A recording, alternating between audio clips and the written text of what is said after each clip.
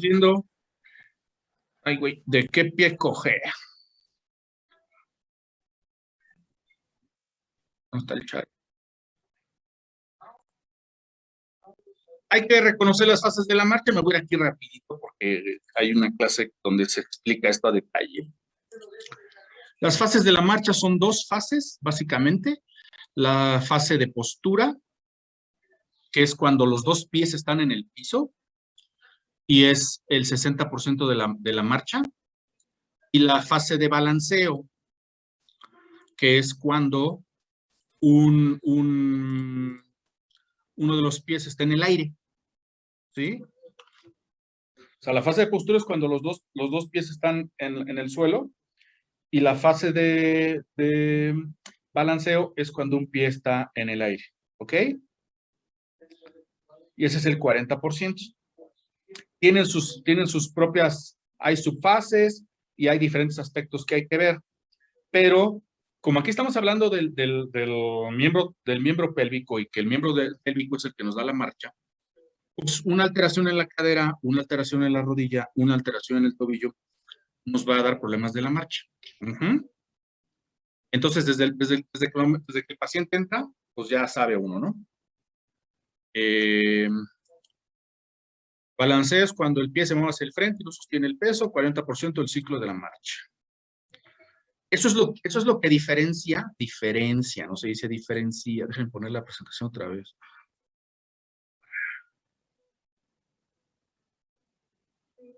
Eso es lo que le diferencia el correr, eso es lo que diferencia el correr del caminar, ¿sí? Cuando tú caminas, un pie siempre está en el piso. Cuando tú corres, hay momentos en los que los dos están en el aire. Esa es la diferencia. Entonces, se observa la marcha en cuanto a la amplitud de base, la desviación de la pelvis y la flexión de rodilla.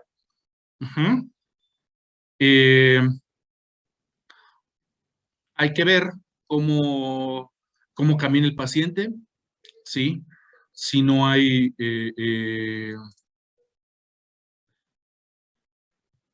La amplitud de base es la separación de las piernas, ¿sí? Entonces, pues debe de estar, no juntos, ¿verdad? No camina uno así. Están un poquito separados y camina uno. Pero no vas así, ¿no? No vas como compás. Entonces, una alteración en la amplitud de base nos hace pensar que en algún lugar está alterada su miembro pélvico. Hay que buscar en dónde, en la cadera, en la rodilla. ¿Sí? También hay que ver que no camine así. Eso nos hablaría de que quizás tiene una lordosis y tiene una dismetría, o sea, una pata más corta.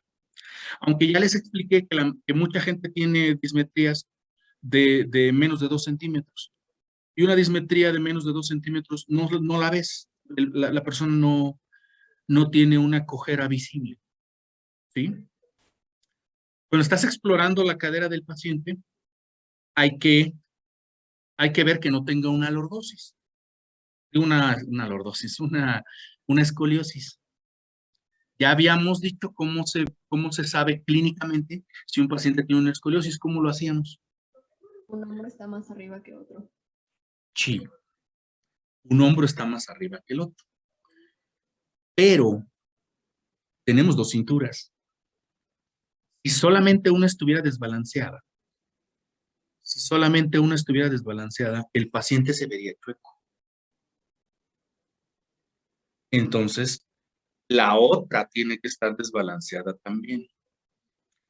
Y está desbalanceada de la manera opuesta. O sea, si tú tienes un hombro más arriba que los así, si tu cintura escapular está así, tu cintura pélvica va a estar así. ¿Sí me entienden eso? Para que la persona conserve su eje. Porque el cuerpo tiende al equilibrio, digamos. ¿Sí entendieron eso? Sí. Entonces tienes que palparle tienes que palparle las crestas ilíacas al paciente. Ya sea que le pides que se acueste o parado, le palpas las crestas ilíacas y ves que estén a la misma altura. ¿Sí? Ves que estén a la misma altura. Luego, sacas una cinta métrica. Esa es desastre. Tienes que tener una cinta métrica en el consultorio. Sacas una cinta métrica y con esa cinta métrica mides desde la cresta ilíaca. Sí saben dónde tienen la cresta ilíaca, ¿verdad? Del ombligo a los laditos un poquito abajo, ¿sí? Sí. Yo no les enseño porque estoy muy panzón, pero del ombligo a los laditos un poquito abajo. La gente que está flaca se les ven, ¿sí? Entonces agarras una cinta métrica y desde la cresta ilíaca hasta el maleolo externo del tobillo. Tu tobillo está así, este es su pie, este es el tobillo, y tiene dos huesitos, un huesito aquí y otro huesito acá. ¿Sí los ubican? Sí. Sí. Son los maleolos. Entonces, con tu cinta métrica, desde la cresta ilíaca hasta el maleolo externo, o sea, el de afuera. Sí, y lo mides las dos patas. Si miden lo mismo, ese paciente tiene una dismetría funcional. O sea, no tiene en realidad una pata más larga que la otra. Lo que tiene es chueca la columna. Como tiene chueca la columna, una pata está más abajo que la otra, pero no es que esté más larga. Ajá. Si no miden lo mismo, de la cresta ilíaca al maleolo lateral, si no miden lo mismo, entonces tiene una dismetría verdadera. O sea, sí tiene una pata más corta que la otra. ¿Me entendieron? Sí. Doctor, eso de la escoliosis, ¿qué no se medía con el signo de Adams? ¿Cuál es ese tú? No me Pues suena de que así pues no me suena así de golpe. Pues de que se agachaba la persona así como cuando van a hacer ejercicio y que están estirando y que se va a tratar de tocar las puntas de los pies. Ajá, y pues ya sí tiene una escoliosis como que sí se ve un poquito más movido.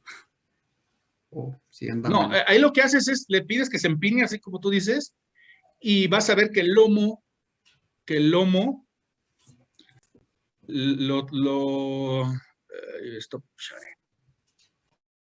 la persona se inclina, oye, es que yo no, la persona se inclina, entonces el lomo aquí así, ajá, la parte de atrás, acá la parte de atrás, no se va a ver al parejo, se va a ver como que más saltón el lomo de un lado que del otro.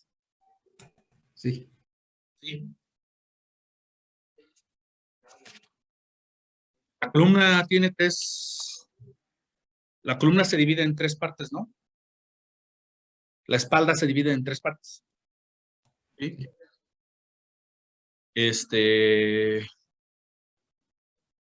La región dorsal, la región lumbar y la región sacra. La región dorsal, la región lumbar y la región sacra. Un maestro que yo tenía decía, no, son tres partes. Es el lomo, el lomito y lo mío. Entonces, esa es su clasificación de él.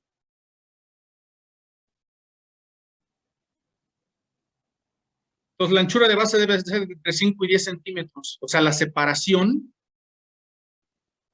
cuando caminan, la separación entre los dos talones debe ser entre 5 y 10 centímetros. Si es más de 10 centímetros, es amplitud de base, es base amplia, es marcha de base amplia. Y si es más junta, es que se está meando. No, no es cierto, es disminución de amplitud de base.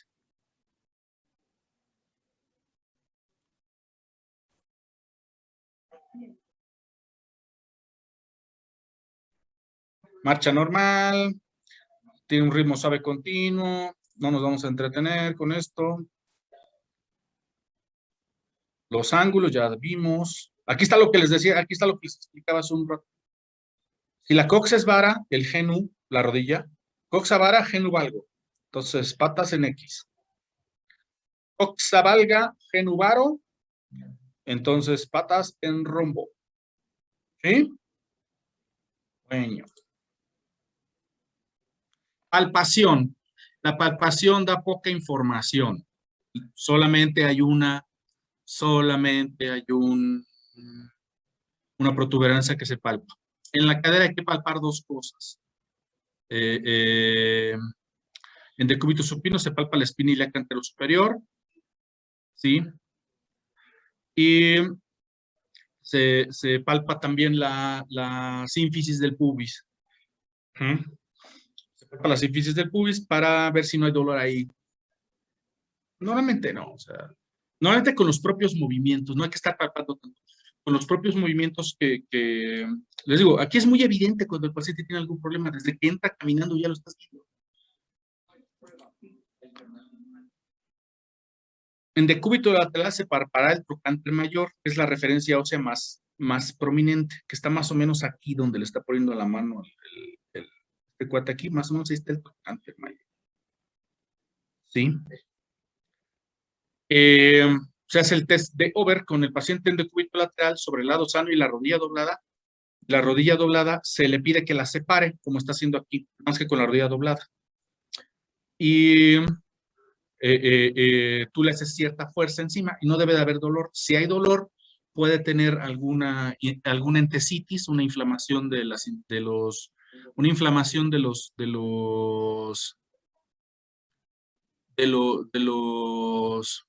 músculos abductores que se insertan ahí en el trocánter.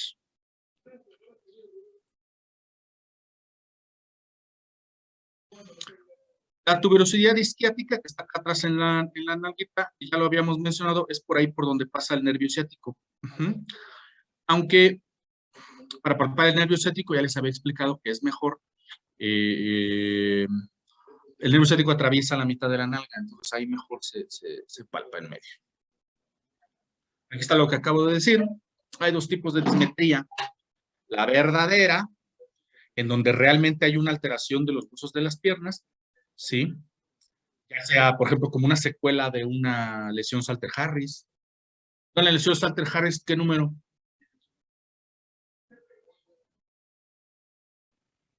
¿Para que la pata corta qué lesión es?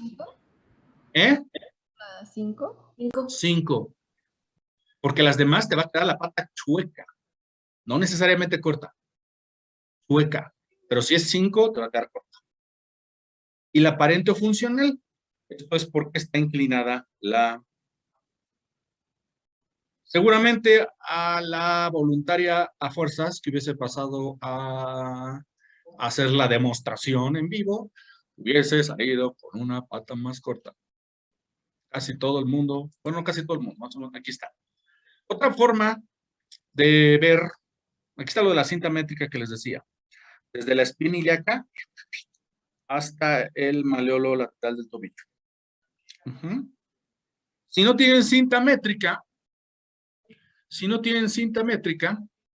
acuestan al paciente, lo sujetan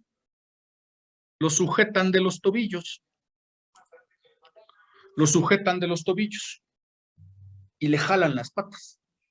Literal. Jalan las patas y ves cuál diferencia hay entre los talones. ¿Sí? Es lo que hubiese hecho en vivo porque normalmente se me olvida cinta.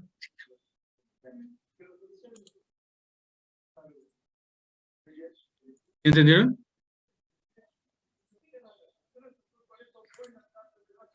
Sí, doctor. Otra manera de ver dismetría, bueno, ya le mediste la pata. Y sí tiene una pata más corta que la otra. Ajá. No es por inclinación pélvica. No es por basculación pélvica, así se dice. Basculación o inclinación, no es por basculación pélvica. Sí tiene una pata más corta que la otra. Entonces hay que ver cuál de los dos huesos que dan longitud a la pierna ¿Cuáles son los dos huesos que dan longitud a la pierna? El fémur y la tibia. Yes. Entonces hay que ver cuál de los dos es el que está más corto. Y para saber clínicamente, porque le vas a mandar a sacar una radiografía y la madre, pero para saber clínicamente cuál de los dos huesos es el que está más largo o más corto, lo acuestas con las rodillas dobladas así, ¿sí? Y si tuviera las rodillas así, como mis dos dedos, ¿en dónde estaría, en qué hueso estaría el problema? En el fémur. En el fémur, ¿sí? Y si los dos dedos, haz de cuenta que haz de cuenta que las dos rodillas estuvieran a la misma altura. O sea, el problema no es en el fémur. Entonces ves los pies, ¿sí? Entonces ves los pies y va a tener un pie más largo que el otro. Entonces ahí el problema estaría en la tibia. ¿Sí? ¿Entendieron eso? Sí, doctor. Sí, doctor. Aquí está. Ahí ves si la diferencia está en las rodillas o en los pieses.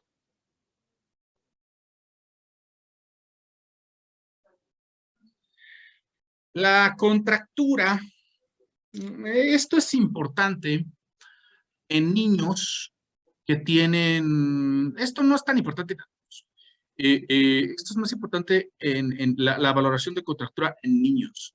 En niños que tuvieron algún problema motriz, por ejemplo, por parálisis cerebral, ellos se les contracturan los músculos, los músculos de la cadera, ¿sí? Entonces, cuando doblan una pierna, la otra también se dobla, no completamente, pero se dobla, ¿sí? Voy a tratar de explicar esto. Entonces, está así, y tú le agarras tú le agarras una, y a la hora que tú le agarras una pierna, ¿sí? A la hora que tú le agarras así, la otra se levanta. Eso significa que sí está contracturado. ¿Sí o no?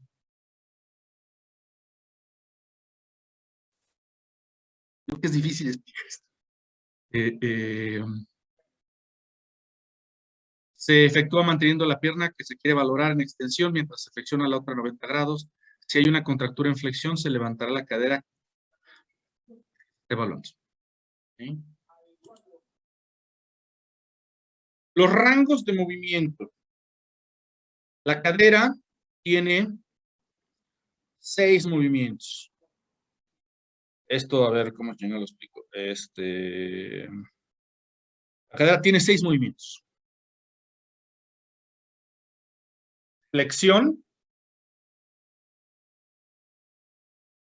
Flexión. Extensión. ¿Sí entienden? Lo que esto sería en una persona de pie. Sí, doctor. Sí, Sí, doctor. Flexión, extensión, pata para atrás,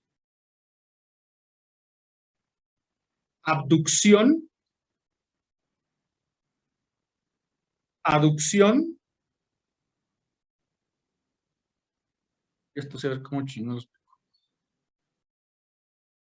Rotación interna. Como cuando te sientas cruzado de piernas, es rotación interna. Y rotación externa es cuando si hicieras así.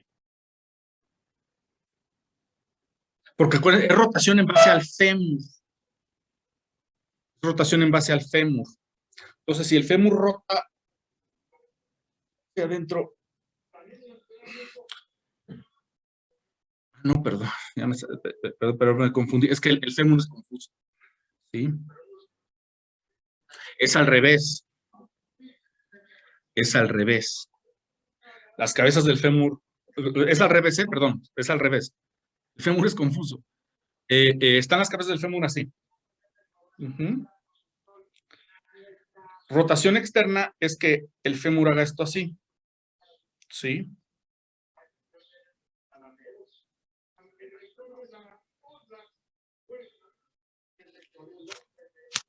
Ay, no.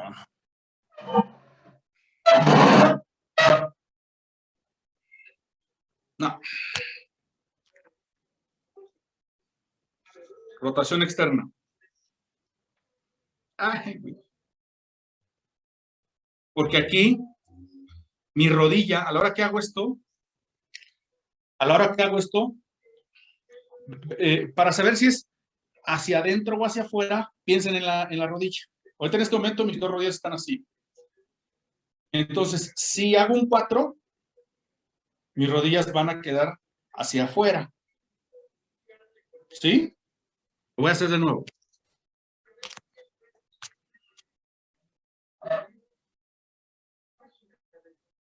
Uh-huh. Rotación externa. Y rotación interna.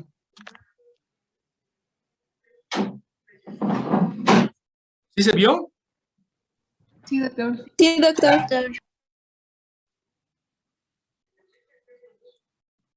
¿Sí se vio, pura madre? Sí, pi. Sí entendieron, ¿no? Entonces, Sí, sí se vio. cruzar la pata, hacer un 4, es rotación externa. Piensen, para no confundirse, yo me confundí. Para no confundirse, piensen en la rodilla. ¿Hacia dónde queda volteada la rodilla?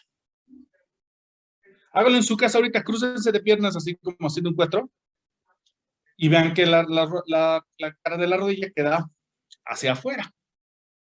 Entonces, esa es rotación externa.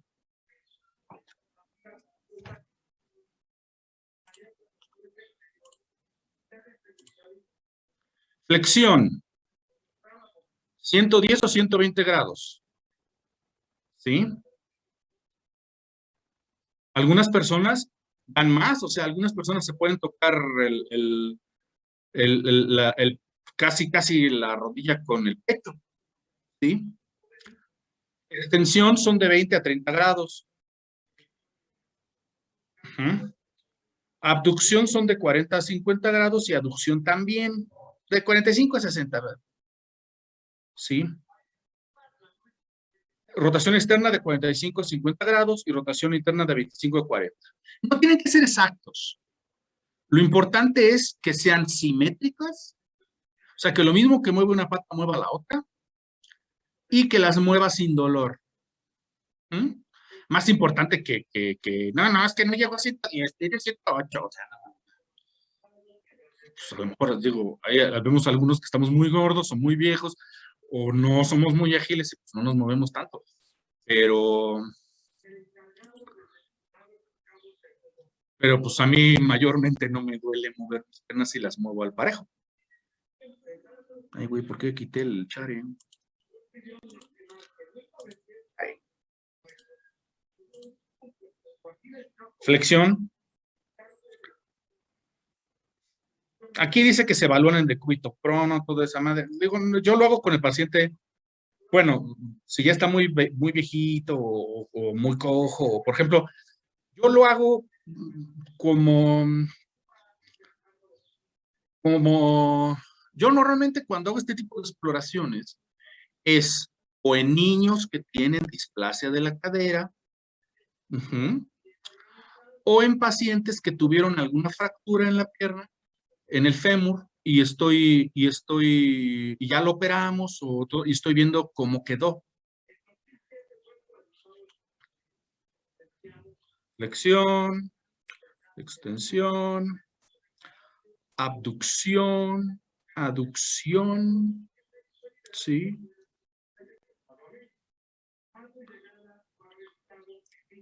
Rotación, ay, güey. Rotación interna, aquí está, miren, esta es la rodilla. A la hora que se hace la rotación interna, la cara de la rodilla queda hacia adentro.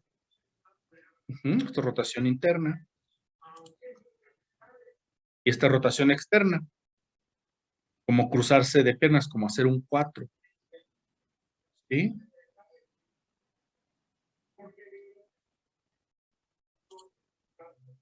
Y ya.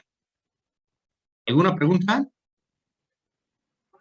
Esta es una hoja de árbol del otoño que se fue desmoronando y quedó con la forma de un samurái.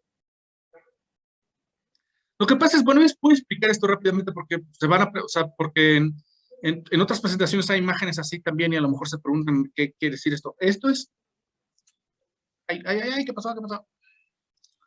Ay, ¿qué fue? Hay un fenómeno psicológico que es importante conocer que existe, porque tiene implicaciones médicas. ¿Sí? Tiene implicaciones médicas. Nosotros, por la manera en que evolucionamos, nuestros cerebros evolucionaron para identificar patrones. Ajá. Para ver, por ejemplo, que si te comías una frutita y te daba diarrea, hacer la relación. O sea, me comí esa frutita y me hizo mal, entonces ya no me como la frutita. Ujú. Esto no es tan sencillo. No todos los animales los tienen. Los que tengan perros saben que algunas veces que los perros aprenden algunos patrones, pero otros no. Y los puedes seguir engañando con algunas cosas. ¿Sí? Esto es útil en ese caso. Es útil en el caso de saber qué frutita comer y qué frutita no comer. ¿Mm? Es útil en el caso de saber qué frutita comer y qué frutita no comer. Pero nuestro cerebro está programado para siempre pensar así. Para siempre pensar así. Entonces buscamos patrones en todos lados. ¿Sí? Ahora sí que buscamos moros con tranchete. Y vemos cosas donde no las hay. Les encontramos formas a las nubes. Les encontramos formas a las manchas. Luego, hay una mancha así que se aparece en algún lugar y se parece a la Virgen de Guadalupe y hasta veladoras le ponen y la madre, ¿no? Vemos un conejo en la luna. ¿Ustedes sí ven el conejito en la luna? ¿No? Incluso hay leyendas. Hay una leyenda azteca de que porque hay un hueso, porque hay un conejo en la luna y supuestamente Quetzalcóatl le pidió de comer y el conejo no le quiso dar. Bueno, no, sí le dio, y entonces para homenajear al conejo lo puso en la luna y la madre. Pero no es que haya un conejo. ¿Qué es lo que parece un conejo en la luna? Cráteres o la tierra, o la, pues sí, como la tierra de la luna que es de otro color. Son cráteres, ¿sí? En la luna. Entonces, eso, ¿sí? Esos patrones son inofensivos. Si tú ves un conejito en la luna y te inventaste una leyenda y se la contaste a tus hijos, pues no hay mucho problema. Pero puede tener repercusiones médicas. ¿Sí? Y se produce un fenómeno que en latín se llama post hoc ergo propter hoc. Acá. Se llama post hoc ergo propter hoc. El latín es chido. ¿Sí? ¿Cuál es el lema de la escuela? Agis Bogagis, algo así, ¿no? ¿Alguien que bobisa? Sí, no. Es aye quod agis. Aye, porque en latín la G es Y. Ellos no tenían Y, la Y es la Y, o sea, griega, no latina. Aye. Luego no tenían U, utilizaban la B, pero esa B es U. Entonces es aye quod agis. Aye quod agis. ¿Y qué significa? Lo que vas a hacer, hazlo bien, creo. No realmente. Lo que significa literalmente es haz lo que haces. O sea, hay gente que lo interpreta como tú lo dices, pero no, la interpretación es haz lo tuyo, do your thing, haz lo que te toca, no estés chiflando. ¿Me entiendes? Sí, O sea, tú a lo tuyo, güey. O sea, lo que pasa es que no le, ahora sí que, pero no le podemos poner eso, pero haz de cuenta. Tú a lo tuyo, no, pero sí se entiende mejor. Gracias, profe. ¿sí? Significa el lema de la escuela, age quod ages. Haz lo que haces. ¿Mm? O sea, tu asunto. No lo que te toca a ti, ¿me entiendes? Pero pues no le podemos poner así. Entonces, post hoc ergo propter hoc significa, tiene post, hoc, H-O-C, post son 4 palabras, post hoc ergo, no son 5 palabras, post hoc ergo propter hoc. Sí. Post, ya saben qué significa post. Después, hoc, H-O-C. En latín significa como hecho o suceso, evento. Ergo, por lo tanto. Propter, así como suena P-R-O-P-T-E-R, propter, causado por hoc, hecho o suceso. Entonces, lo que significa es, el suceso ocurrió, no. Este suceso ocurrió después, por lo tanto, fue causado por este otro suceso. ¿Sí?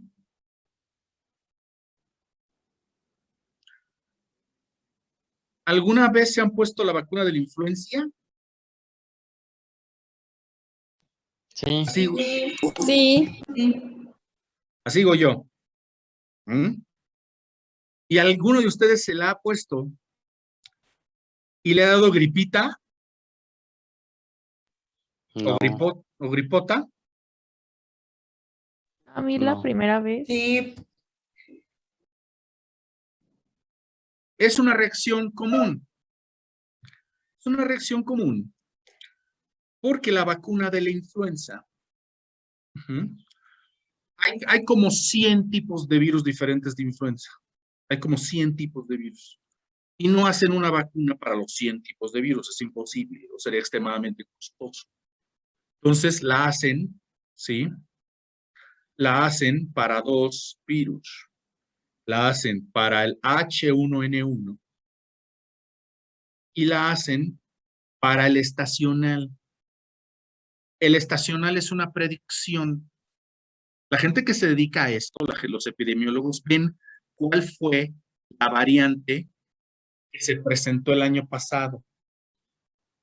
Entonces, lo más probable es que esa misma variante o una parecida es la que sea la que se presente este año. Entonces le ponen esa. Solamente te protege contra esas 2. Contra las otras 90 y tantas no te protege. ¿Sí? Entonces te puedes enfermar.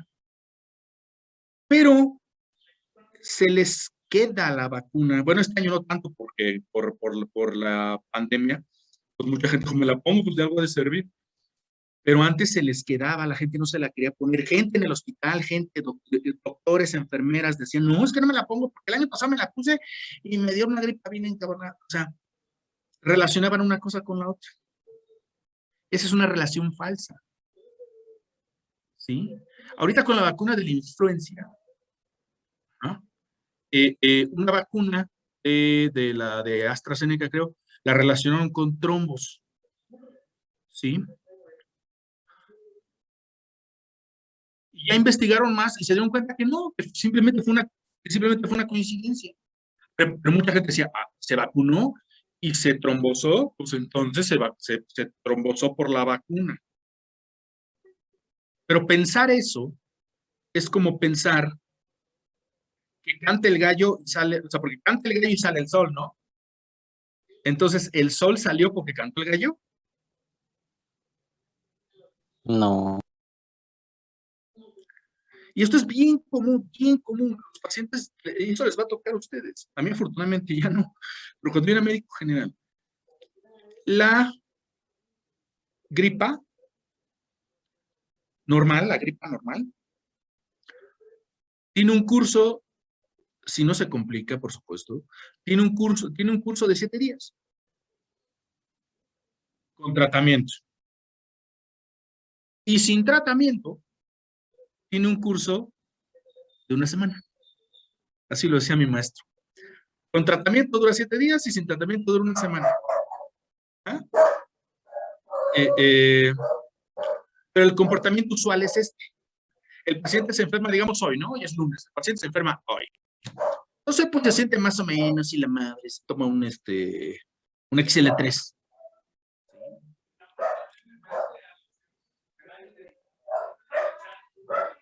Lo normal es que el segundo y tercer día, cuarto incluso, segundo, tercer día, cuarto incluso, vamos a ver, a ustedes les ha dado. El segundo y tercer día, ¿uno mejora o empeora?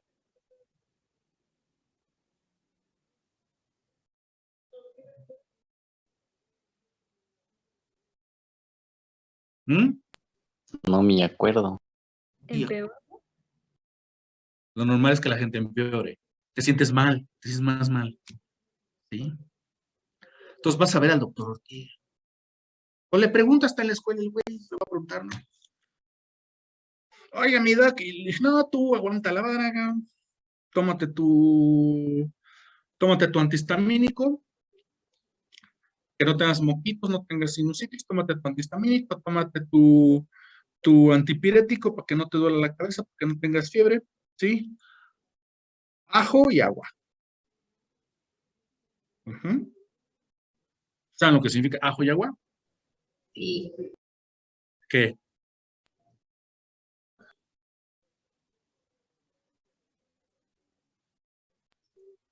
Una vez le dije, joder, sí.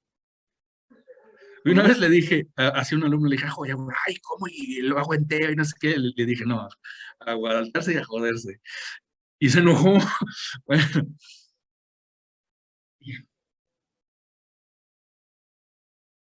Pero a lo mejor el cuarto día te sientes más mal. ¿Sí? Y entonces dices, no, ese doctor Ortega no sabe ni madre, nomás se burló de mí, me dijo que me jodí. ¿Sí? Y vas con un doctor de consultorio de una farmacia. ¿Sí? Y ahorita sigo contando.